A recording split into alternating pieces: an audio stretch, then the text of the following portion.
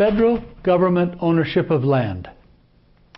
Since the federal government seems to think that all of the land in the United States that it wants is theirs for the taking, it might be productive to review the actual law on the matter. The following is directly from the Constitution, which, by the way, is the law of the land. I have extracted the last portion. Article 1, Section 8, Paragraph 17. To exercise authority over all places purchased by consent of the legislatures of the state in which the same shall be for the erection of forts, magazines, arsenals, dockyards, and other needful buildings. This paragraph appears to be very clear. It is surprising that the Executive Department, the Congress, and the Judicial Department of the federal government of the United States don't seem to be able to understand it. Let's start with the national parks. From Wikipedia Encyclopedia, we find that the national parks must be established by an act of the United States Congress. By what authority does Congress create a national park? There is no authority. They just decide to do it and then create that authority for themselves by themselves. The first national park, Yellowstone, was created in 1872, and several others then followed. The Organic Act of 1916 was passed to create the National Park Service to conserve the scenery and the natural historic objects and wildlife therein. The Antiquities Act of 1906 gave authority to the President to establish selected sites.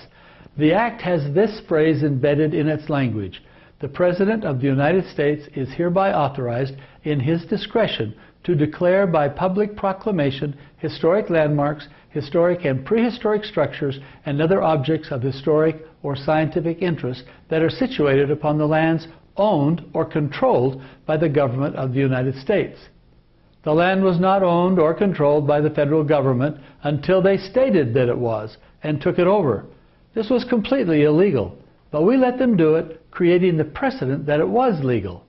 These decisions are made with the best of intentions, but there is not now, nor has there ever been, any authority to create them in the first place. This land was just confiscated from the states and the people. Now let's look at the BLM. The BLM website claims that their history goes clear back to the 1700s. Of course they would fabricate this so that they would have a claim that could claim they had history of land ownership. But in reality, that department began in 1946. When President Truman decreed without any authority that it existed. Then in 1946, the Grazing Service was merged with the General Land Office to form the Bureau of Land Management by President Truman within the Department of the Interior. The BLM had no unified legislative mandate until Congress enacted the Federal Land Policy and Management Act of 1976.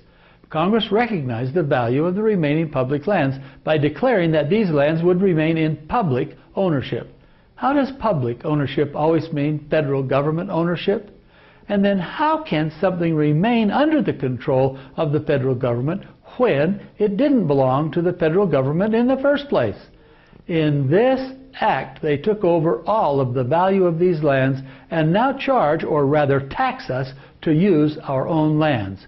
In summary, the BLM was finally established by Congress in 1976, and it did not exist prior to that year except in their own mind. And even that congressional act was unconstitutional, as there is no authority in the Constitution for that federal agency. The land in Oregon that they claimed to own was in the hands of the ranchers for decades, and in some cases centuries before the BLM was established. Let's look at the Forestry Service. Here is a quote from their website. As the primary forestry agency of the United States, the Forest Service leads our nation in natural resource management. Established in 1905, the Forest Service manages 193 million acres of national forests and grasslands, shares responsibility working in concert with state and local agents for the stewardship of about 500 million acres of non-federal land and urban forests. It is the largest national research organization in the world, works with partners worldwide to protect global forest resources. Note, the total land under federal government control: 193 acres of national forests and grasslands, 500 million acres of non-federal and rural and urban forests, and worldwide partners means the United Nations. The Forestry Service was established in 1906, and they even admit that they control over 500 million acres of non-federal lands. Again, as in all of the other land grabs, this one has no authority except their word, not satisfactory.